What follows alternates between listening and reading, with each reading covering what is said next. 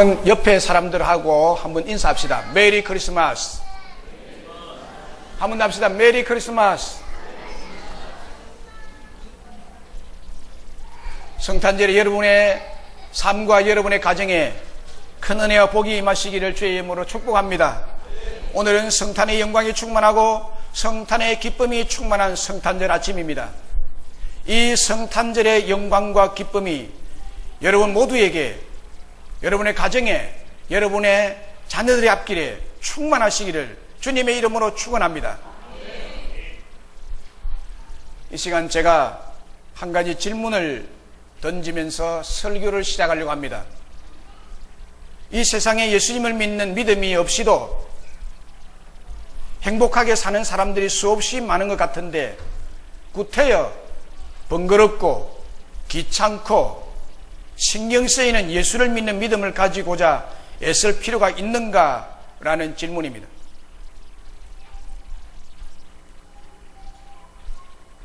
기독교 신앙을 가져야만 되는가? 그리고 신앙생활 하는 사람들 보니까 힘들어하는 것 같은데, 그리고 이것이 믿어지지 않는데 꼭 그렇게 교회를 다니며 믿음을 가져야 하는가? 라는 질문입니다. 여기에 대한 대답은 인간에게는 사람이라면 절대적으로 종교가 필요하고 그 중에 특별히 거짓이 아닌, 없는 신이 아닌 성탄절에 오신 그리고 부활하여 살아계신 예수 그리스도를 믿는 신앙은 절대적으로 필요하다는 것입니다. 왜냐하면 우리 인간은 하나님의 형상으로 지음을 받은 영적 존재들이기 때문입니다. 그래서 그저 잘 먹고 잘 사는 것만으로 만족하며 행복할 수 없기 때문입니다. 오늘날 너무나 많은 사람들이 정말 여유가 없이 살아가고 있습니다. 여러분 바쁘게 사시다가 오늘 공휴일이 돼서 또 모처럼 오늘 이 자리에 함께 예배드리러 온 분이 계십니다. 사는데 너무 바빠서 밤하늘에 별 한 번 쳐다볼 여유도 없이 내가 왜 태어났고 왜 살아야 하며 또 어디로 가는지, 예수님이 정말 이 땅에 오셨고 살아계시는 분인지, 인생의 근본적인 문제에 대해서 한 번도 고민할 틈도 없이 살다가는 인생이 세상에 너무나 많습니다.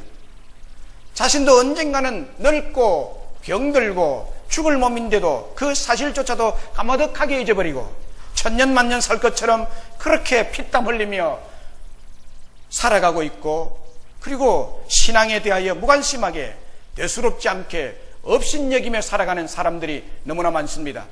그러나 오늘 정말 중요한 성탄 예배에 참여하여 예배를 드리는 여러분들은 결코 그렇게 살아가지 않기를 간절히 바랍니다. 사람이라면 모두 구세주 예수 그리스도를 마음에 영접하고 하나님을 기억하고 하나님의 뜻을 따라 삶을 만들어 가야만 합니다. 왜냐하면 여기에 인간의 진정한 존재의 목적과 행복이 보장되기 때문입니다. 오늘 이 사회가 이렇게 극단으로 치닫는 이유는 인간이 하나님을 버렸기 때문입니다. 인류 역사는 인간이 하나님을 버리고 주 예수님을 무시할 때마다 허무주의의 늪에 빠져버린다는 비극적인 사실을 계속하여 증명해 주고 있습니다. 과거 러시아가 하나님을 버리고 난 뒤 몰락의 길을 걸은 것은 우리는 기억해야만 합니다. 러시아가 난 위대한 작가이며 노벨상 수상자이기도 한 솔제니치는 공산주의를 선택한 러시아가 경험한 무신론의 결과를 지켜본 후에 1983년 템플턴 종교상 수상 연설에서 무신론의 비참함의 결론을 이렇게 내렸습니다. 우리 민족의 6천만을 삼켜버렸던 파괴적인 혁명의 주 원인을 가능한 한 간략하게 체계적으로 설명해달라고 내게 요청한다면 이 말을 반복하는 것보다 더 정확한 설명은 없을 것입니다. 즉 인간이 하나님을 잃어버렸다는 것입니다. 이것이 이 모든 일이 일어나게 된 이유입니다 라고 말했습니다. 그렇습니다. 구소련이 멸망한 것은 하나님을 부정하는 파괴적인 공산주의 혁명 때문이라는 것입니다. 하나님을 부정하고 하나님 없이 우리 인간이 어떻게 허무주의와 세속주의와 인본주의를 극복할 수 있겠습니까? 인간에게 하나님에 대한 믿음이 필요한가라는 질문에 기독교 변증가인 폴 리틀은 이렇게 비유하여 말했습니다. 자동차에 운전사가 필요한가? 나무에 뿌리가 필요한가? 라고 오히려 강력하게 반문했습니다. 하나님 없는 인간은 운전사 없는 자동차요, 뿌리 없는 나무요, 기장이 없는 비행기요, 선장 없는 크루즈 배와 같습니다. 정말 하나님께서 존재하시고 살아계시고 이 성탄절의 구세주로 평강의 왕으로 우리 인생의 목자로 오셨다는 사실을 까맣게 잊어버리고 천년만년 살 것처럼 그렇게 신앙에 대하여 무관심하게 대수롭지 않게 업신여기며 살아가도 될까요? 어니스트 해밍웨이는 미국이 낳은 위대한 소설가였습니다. 1954년 노인과 바다로 노벨 문학상을 받은 사람입니다. 그는 그 후로 인기와 명예를 많이 얻게 되었습니다. 그러나 그 얻은 명예와 인기가 그의 삶을 행복하게 만들어주지를 못했습니다. 신앙심이 깊은 부모님 밑에서 경건하게 자랐지만 성인이 되어가면서 점점 하나님으로부터 멀어지고 신앙에 대해 무관심하게 되고 대수롭지 않게 되고 업신여기며 자신의 명예를 얻고 그렇게 살아가게 되었습니다. 끝내 하나님께 돌아오기를 거부한 그는 불안과 우울증에 시달리다가 스스로 생을 마감하고 말았습니다.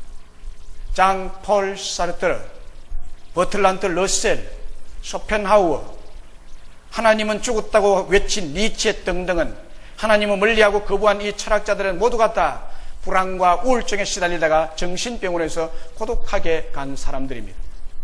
개인뿐만이 아니라 국가도 하나님을 부정하고 하나님 없이 인간 스스로가 허무주의와 세속주의와 인본주의를 극복할 수가 없습니다. 그러므로 우리 모두는 신앙에 대하여 무관심하게 대수롭지 않게 업신여기며 살아갈 수가 없습니다. 그렇다면 과연 하나님은 계십니까? 그리고 하나님은 이 땅에 왜 오셨습니까? 그분은 살아계신 하나님이시고 살아계신 하나님께서 참 빛을 주시기 위해서 이 땅에 성탄하셨습니다. 요한복음 1장 1절에 태초에 말씀이 계시니라, 이 말씀이 하나님과 함께 계셨으니 이 말씀이 곧 하나님이시라고 말씀합니다. 4절에 보면 그 안에 생명이 있었으니 이 생명은 사람들의 빛이라 라고 했습니다. 이 생명이 사람들의 빛이라.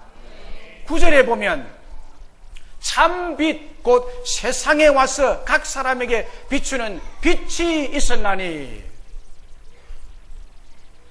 성경은 하나님은 살아계신 분이라고 생생하게 밝히고 있습니다. 바로 오늘이 부활절과 더불어 하나님이 살아계시고 그 하나님께서 예수라는 이름으로 성육신하신 날을 증거하고 기념하는 성탄절입니다.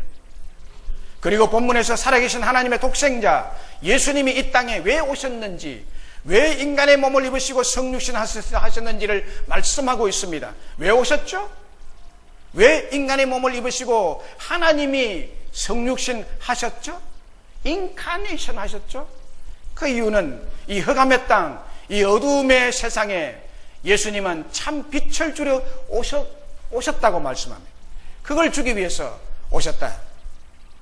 4절에서부터 시작된 참 빛은 예수님의 위대하신 성품을 알리고 있습니다. 예수님은 참 빛이십니다. 예수님은 참 빛이십니다. 이 빛은 하나님의 자기 계시입니다. 하나님의 자기 계시. 참 빛이신 예수님이 세상에 오셨다는 것입니다. 이 성탄절에는 예수님이 빛으로 오신 것입니다. 각 사람에게 빛을 비추기 위해 오셨다는 것입니다. 각 사람에게 빛을 비추기 위해서 오셨다는 것은 각 사람이 어두움 속에 있었다는 것을 말씀하고 있습니다. 우리 모두는 어두움에 있었던 사람들입니다. 다시 말해 세상은 어둠에 사로잡혀 있었다는 것을 말씀하고 있습니다.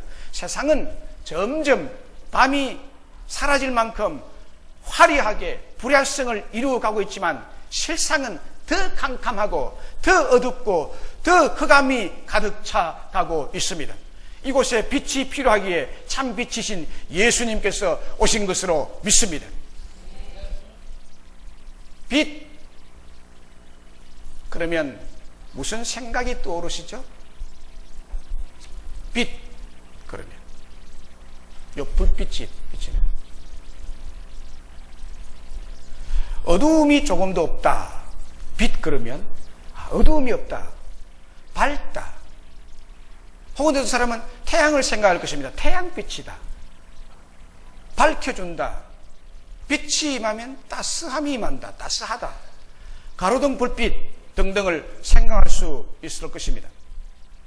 창세기 1장 1절에 보면 하나님께서 천지를 창조하실 때 땅이 혼돈하고 공허하며 흑암이 깊음 위에 있을 때, 흑암이 깊음 위에 있을 때, 캄캄할 때, 공허할 때, 혼돈할 때, 질서가 없을 때 하나님 말씀하시기를 빛이 있으라 그랬습니다. 빛이 있으라 말씀하시자 빛이 있었습니다. 여러분, 가장 과학적인 것은 말씀대로 이루어지는 것이 가장 과학적인 것입니다. 그러자 모든 어두움이 물러가고 하나님께서 보시기에 좋은 빛의 세상이 오게 된 줄로 믿습니다. 할렐루야. 최초의 에덴은 빛의 세상이었습니다. 어둠이 없는 그런 세상이었습니다. 그런데 그 세상에 죄악이 들어오므로 흑암이 찾아오게 되고 흑암의 건세에 뒤덮이게 되었습니다. 어두움의 건세가 뒤덮게 된 세상에 사는 사람들도 어두움에 속하게 되어 어두움을 좋아하게 되었습니다. 그 이후로 밤문화가 발달하게 되고 따라서 죄악이 간영한 죄의 어두움에 인류는 갇히게 되었습니다.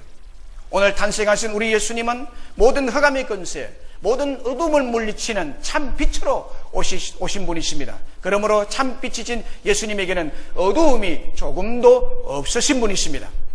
여러분, 빛이 없이는 생명도 성장도 없으며 아름다움도 행복한 삶도 있을 수가 없습니다. 여러분이 살아가는데 태양이 떠오르지 아니하고 계속하여 밤이 지속된다면 어떻게 살겠습니까? 저 태양을 누가 만들었습니까? 빛이 있으라 할 그때 하나님이 만드셨습니다. 우연히 있었다고요? 여러분은 어떻게 우연히 이 땅에 태어났습니까? 우연입니까? 장난하다가 태어났습니까? 우리 예수님은 모든 흑암의 건세, 모든 어둠을 물리치는 참 빛으로 오셨고 그 빛을 우리들 모두에게 주시기 위해 오신 줄로 믿습니다. 그러므로 사랑하는 여러분, 예수님 빛이시라는 이 사실만이 우리 인간에게 삶의 의미를 보장해 주는 약속의 말씀인 줄로 믿습니다. 크리스마스는 영어로 이렇게 씁니다.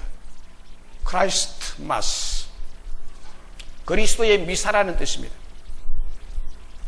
그리스도는 메시아라는 말은 성스러운 사람이라는 말입니다. Anointed one, 기름 부음을 받은 자, 성스러운 사람. 크라이스트, 메사야. 그리고 마스는 종교적인 의식인 미사, 예배를 뜻합니다. 크리스마스는 성스러운 그리스도의 탄생을 예배하는 예배의 날이라는 거예요. 예수님의 탄생을 기념하는 예배라는 의미입니다. 사실 예수님의 탄생에 대해 성경은 정확한 날짜를 언급하지 않고 있습니다. 12월 25일은 크리스마스로 정하게 된 것은 주후 354년경으로 추정이 됩니다. 기독교에서 12월 25일을 크리스마스로 정한 이유는 당시 로마의 이교도들이 태양의 탄생일로 정한 12월 25일을 로마가 기독교 국가가 되면서 세상에 빛이신 예수님이 탄생한 날로 정해서 이교도들의 태양의 빛과 기독교의 세상의 빛을 일치시켜서 기독교를 이교도들에게 더욱 의미있게 설명할 수 있도록 하기 위해서 12월 25일을 성탄일로 빛이신 예수님이 오신 날로 정해서 지켜온 것이 오늘날 교회에서 지키게 되었다고 합니다. 그 유래를 통해서도 알 수 있듯이 크리스마스는 인류의 빛 대신 예수 그리스도를 기념하는, 예배하는 날이고 또 이 세상에 알리기 위해서 만든 날입니다. 따라서 성탄절의 주인공은 산타크로스가 아니라 예수님이십니다. 이 시대의 많은 사람들이 크리스마스의 진정한 의미를 무시하고 축제와 절기 중에 하나로만 인식하고 있고 상업주의와 결탁이 되면서 매상을 끌어올리기 위해 산타크로스 옷을 입습니다. 그러나 성탄의 진정한 참 의미는 나에게 빛을 주시기 위해 참 빛으로 오신 예수님을 경배하는 데 있습니다. 우리 찬송가 109장 3절 4절을 부르십시다. 찬송가 109장 3절 4절 한번 부르고 계속 설교를 듣습니다. 고요한 밤 거룩한 밤 동방의 박사들 배를 보고 찾아와 불어 경배드렸네.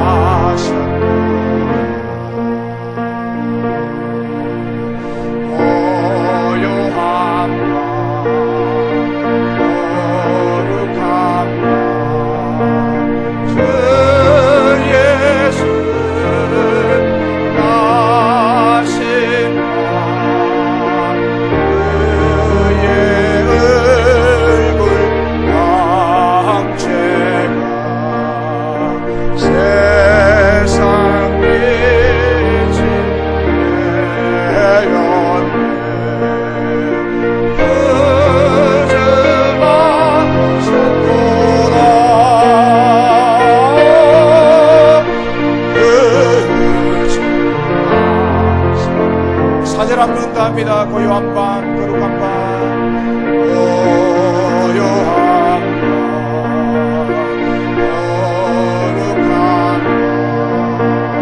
주 예수 가신 밤 그의 얼굴 광채가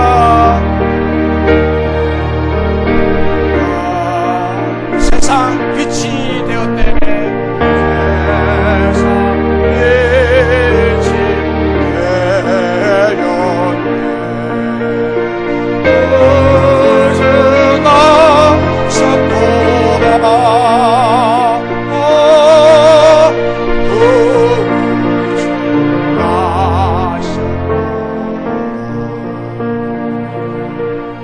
할렐루야.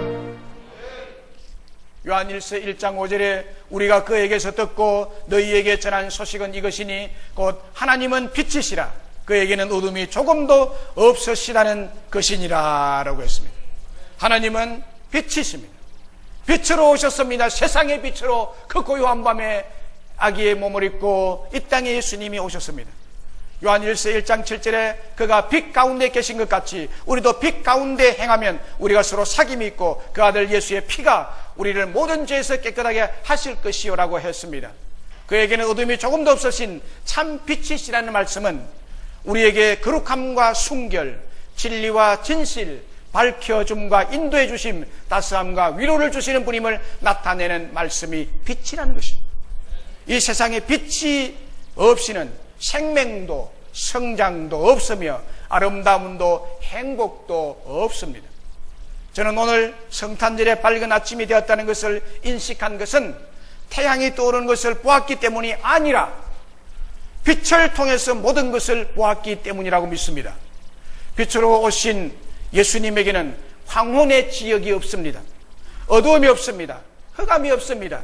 그러나 사람은 본성적으로 어두움 속에 갇혀있기 때문에 사람들은 예수님을 알지 못하고 혹은 배척을 하게 되었습니다. 5절에 보니까 빛이 어두움에 빛이 돼 어두움이 깨달지 못하더라 했습니다. 10절에 보니까 그가 세상에 계셨으며 세상은 그로 말미암아 지은 바 되었으되 세상이 그를 알지 못하였고 11절에 자기 땅에 오매 자기 백성이 영접하지 아니했다고 말합니다. 이런 결과가 나옵니다. 어두움은 이런 결과를 낳습니다. 어두움에 있는 사람도 이와 같은 예수님을 배척하고 예수님을 알지 못하고 탄생하신 예수님, 크리스마스는 지킬지 모르지만 진정한 빛으로 오신 예수님을 배척하는 것입니다. 그리고 요한 1서 1장 6절, 8절, 10절에 보면 이 어두움의 심령을 가진 자들이 스스로를 거짓말한다고 말합니다. 진리를 행하지 아니하고 자신은 죄가 없다고 스스로 속이고 자신은 범죄하지 않고 단지 인간이 다 가지고 있는 약점 중에 하나라고 자기 변명을 늘어놓게 된다고 밝히고 있습니다. 여기에 어두움은 무엇을 의미할까요? 먼저 인간의 죄악을 말합니다. 세상은 죄악이 만연합니다. 사람들이 어둠에 사로잡혀 정오와 죄악 속에서 선한 마음, 거룩한 마음, 의로운 마음을 다 잃어버렸습니다. 아버지가 이혼하고 동거녀와 같이 어린 딸을 2년이나 감금하고 굶기고 학대한 사건이 보도를 타면서 우리를 놀라게 하고 있습니다. 그 어린아이를, 세상의 그 어린아이를, 오마이갓, 아버지가 어떻게 자기 자식을 기를 수 있냐고 하지만은 어두움이 덮으면 아무것도 보이지 않는 것처럼 세상에 죄악이 만연하여 사람들은 선한 양심을 잃어버리고 있습니다. 이런 세상에 예수님은 참 빛을 비추기 위해서 오신 줄로 믿습니다. 아무리 어두운 밤이라도 아침 햇살이 들어오면 모든 어두움이 사라지고 환하게 밝아지는 것과 같습니다. 빛 대신 예수 그리스도가 내 안에 들어오면 어두운 악한 마음, 죄악의 마음, 정오의 마음이 사라지고 선한 마음, 선한 양심, 거룩한 마음, 의로운 마음을 회복하게 될 줄로 믿습니다. 빛이 들어와야 됩니다. 그리고 빛은 무엇을 의미하는 것일까요? 두 번째로 인생의 방황을 의미합니다. 어두움 속에 길을 가면 어떻습니까? 돌부리에 발이 다치기도 하고 엎어지기도 하고 고랑에 빠지기도 하고 또 어디로 갈지도 모르죠. 그야말로 막막합니다. 어디로 어떻게 가야 할지 막막합니다. 어두움 가운데는 그렇습니다. 그런데 등불이 있으면 어떻습니까? 그때부터 돌부리에 넘어지지 않을 수 있고 엎어지지 않을 수 있고 고랑에 빠지지도 않을 수 있으며 방황하지도 않을 수 있습니다. 윤형방황이라는 말이 있습니다. 윤형방황. 계속 돌면서 방황한다는 거예요. 똑같은 자리를 돌면서 방황한다는 거예요. 방황하는 인생이 많습니다. 교회 다니는 인간도 방황하는 인간이 많아요. 자, 이 윤형방황이라는 말이 나오게 된 배경이 이러합니다. 알프스에서 길을 잃은 사람이 13일간 방황하다가 구출된 일이 있었습니다. 그 후 인터뷰를 해보니 이 사람은 자기 집을 향해 매일 12시간씩 걸었다고 합니다. 자기 집을 향해서. 매일 12시간을 걸었습니다. 엄청난 걸음이죠. 그런데 알고 보니 길을 잃은 장소를 중심으로 불과 6km 안에서만 13일간을 왔다 갔다 했다는 거예요. 이것을 윤형방황이라고 해요. 사람은 눈을 가리면 방향을 잃고 제대로 걷지 못하고 열심히 전진하는 것 같지만 결국 원을 그리면서 제자리, 똑같은 자리로 돌게 되어 있다는 것입니다. 그래서 이 현상을 윤형방황이라고 합니다. 이런 윤형방황은 과학적으로도 입증이 되었습니다. 독일 막스 플링크 연구소의 잔 소우만 박사팀이 참가한 6명에게 GPS를 부착시키고 숲속 사막에서 목표 지점을 찾겠는데 해가 보일 땐 바로 갔는데 밤이 되면 헤매고 방황하기 시작하여 결국 원을 그리며 같은 자리를 맴돌며 빙글빙글 돌고 있다는 것입니다. 만약에 인생에 빛이 없으면 헤매이며 방황하며 살아가는 윤형 방황을 계속해서 살아가는 것입니다. 영적인 어둠 속에 갇힌 사람들, 예수를 믿는다고 하지만 거짓으로 믿는다고 고백하는 이런 자들은 영적 어둠 속에 있는 자인데, 이들이 예수 그리스도께서 탄생하신 이 예수님을 진심으로 영접하지 않고 예수와 함께 살지 않는, 예수의 사랑과 예수의 용서를 모르는, 조그만 것을 티를 잡고 용서할 줄 모르는 이런 자들은 같은 실수, 같은 실패, 같은 방향을 계속 거듭 반복하면서 이리저리 헤매이는 인생, 요리 갔다 저리 갔다 요리 갔다 늘 같은 방법으로 제자리 걸음을 계속 돌고 있다는 것입니다. 특별히 사막에서 어두운 밤에 길을 잃어버리면 윤형 방황을 하게 되고, 그러다가 맹수에 잡히거나 정갈에 물리거나 목말라 죽고 만다고 하는 것입니다. 예수님은 이렇게 어두움 속에 헤매이는 우리 인생에게 참 빛을 주려 오셨습니다. 예수님을 믿는 저와 여러분은 이제 이 참빛 속에서 살아가게 되었으니 큰 은혜와 축복을 받은 자임을 분명히 믿습니다. 우리는 원형 방황을 하지 않습니다. 그건 제가 목회하다 보니까요, 꼭 이런 생활을 한 사람이 있어요. 쫙 갔다가 또다시 또 이렇게 돌아. 계속 교회를 도는 사람이 있어요. 어두움에 덮이면 할 수 없는 것. 이 시간에 어두움의 상태에 그대로 있는 분, 하나님 없인 얘기는 분, 이 성탄절기에 오신 여러분 중에 그런 분 있으면 주 예수님으로 이름으로 부탁하노니 주 예수님, 빛 대신 예수님을 마음에 영접하시기를 주의 이름으로 축복합니다. 로마서 8장 12절에 예수께서 또 말씀하여 이르시되 나는 세상의 빛이니 나를 따르는 자는 어두움에 다니지 아니하고 생명의 빛을 얻으리라고 했습니다.